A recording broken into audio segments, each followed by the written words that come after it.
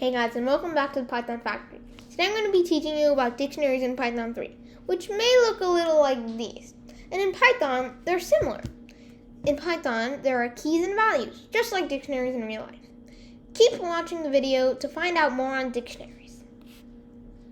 So as you can see right here on my file, it's called dictionary.py because today I'm going to be teaching you about dictionaries.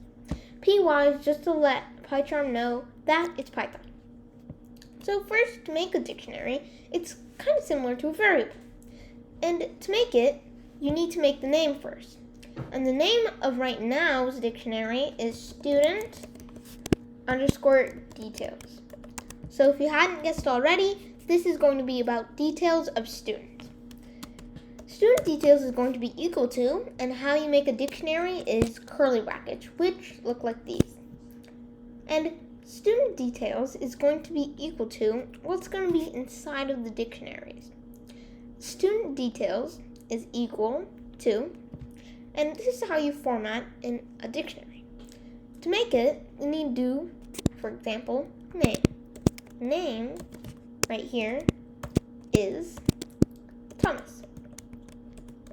So we can make another one, for example, and if you're going to make another one, you need to put a comma at the first one. So name is Thomas, and we're going to make something called age, since these are all details of a student, and that student is Thomas, not equal to. Name is Thomas, and age is 7. So the name is Thomas, the age is 7, and we can do one more. For example, school. And that is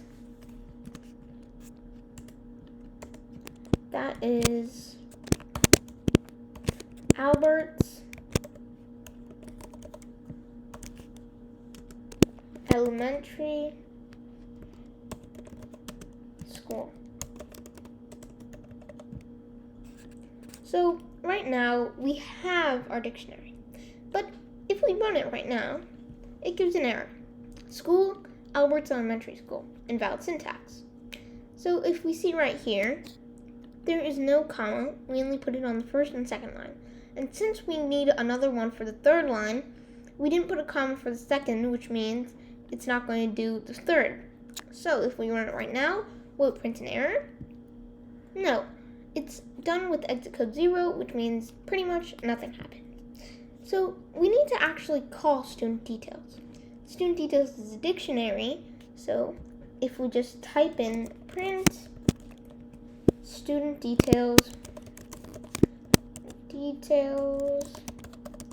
we don't need quotes because student details is already defined.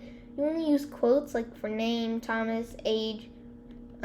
We don't need them for 7 because 7 is an integer. We only need them for strings. So print student details. Wait, what is this? Okay, so we're gonna, name is Thomas, age is 7, school is Albert's Elementary School. So if we only wanted to print something from here, for example, if we just wanted a name, or we just wanted age, or we just wanted school, to do that, you do print student details, but we also need brackets. And then, since it's a quote, we're going to do name, age, or school. We can do name, and if we run it, and it's going to be Thomas.